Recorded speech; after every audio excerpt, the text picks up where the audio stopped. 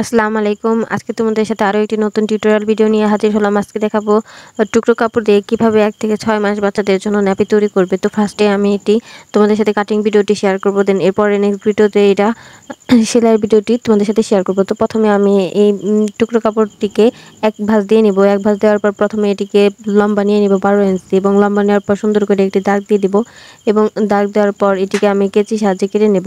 তো এখানে যে অতিরিক্ত বাড়তি অংশ থাকে সেই অতিরিক্ত বাড়তি অংশটুকু এখন আমি সরিয়ে নিব।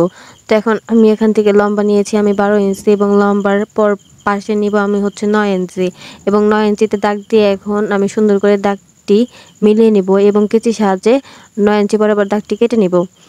তোমরা যারা আমার ভিডিওটি দেখছো তারা একটু প্লিজ লাইক, কমেন্ট এবং শেয়ার করে দিও। ইউটিউব থেকে যারা দেখছো তারা সাবস্ক্রাইব করে দিও, আর ফেসবুক থেকে যারা দেখছো তারা ফলো দিয়ে দিও। তো এখন আমি কাপড়টিকে আবার 12 ইঞ্চি এবং 9 ইঞ্চিতে মাপ দিয়ে নিব, এবং মাপ দেওয়ার পর সুন্দর করে মাছ বরাবর একটি ভাঁজ দিয়ে নিব, এবং ভাঁজ দেওয়ার পর নিচ থেকে আমি 2.5 ইঞ্চিতে দাগ দিয়ে নিব, এবং 2.5 ইঞ্চি থেকে আমি উপর লম্বা নিব 4 ইঞ্চি, এবং 4 ইঞ্চি থেকে আমি উপর থেকে নিচের দিকে লম্বা নিব হচ্ছে 5 ইঞ্চি। 5 ইঞ্চি নেওয়ার পর সুন্দর করে দাগ কেটে মিলিয়ে নিব। এই দাগ বরাবর সুন্দর করে 1/2 ইঞ্চি করে রাউন্ড করে নিব। এখন আমি ন্যাপি আকৃতির একটি শেপ কেটে নেব, এবং শেপটি করার জন্য আরেকটু গাঢ় করে দাগ দিয়ে নিব যাতে তোমাদের বুঝতে সুবিধা হয়। তারপর এখন সুন্দর করে কেচির সাহায্যে কেটে নেব। তো তোমাদের যদি আমার ভিডিওটি ভালো লেগে থাকে তো প্লিজ একটি লাইক, কমেন্ট এবং শেয়ার করে দিও, আর টিকটকে যারা দেখছো তারা ফলো দিয়ে দিও।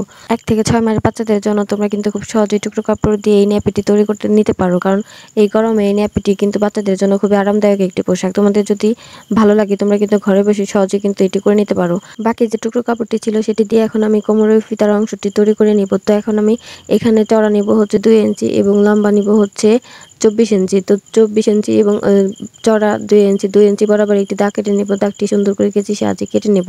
তো এটি দিয়ে হচ্ছে কোমরের বেল্ট তৈরি করে নেব, বা কোমরের ফিতাটি তৈরি করে নেব। তো সুন্দর করে আমার ফিতা কাটিং হয়ে গেল। এরপরে যে বাকি টুকরো কাপড়টি ছিল সেটি দিয়ে হচ্ছে কোমরের জন্য যে ফিতার ঘর তৈরি করে নেব। তো এটা আমি 5 ইঞ্চি লম্বা নিব, কারণ এখান থেকে দুটি ফিতা হবে, সেজন্য 2.5 ইঞ্চি করে, এবং টিকবে হচ্ছে 2 ইঞ্চি করে। তো ফিতার জন্য সুন্দর এখন আমি দুটো ফুল কেটে নেব, যেটি হচ্ছে ফিতার সামনে লাগালে দেখতে খুব সুন্দর লাগবে। সেজন্য একটি সাহায্যে আরেকটি উপরে রেখে এটি সুন্দর করে বসিয়ে নিয়ে দাগ কেটে একটু গোল রাউন্ড শেপ করে নিয়ে এটি আমি সুন্দর করে কেচির সাহায্যে কেটে নেব।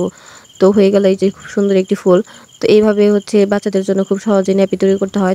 তোমরা যদি আমার ভিডিওগুলো দেখে বুঝতে না পারো তো প্লিজ কমেন্ট করো, আমি চেষ্টা করবো তোমাদের জন্য আরেকটু ভালো করে বুঝিয়ে দেওয়ার জন্য। আর তোমরা যারা আমার ভিডিওগুলো কন্টিনিউ দেখো এবং পাশে থেকে তোমাদের সবাইকে অসংখ্য ধন্যবাদ। ভালো থেকো সবাই, আল্লাহ হাফেজ।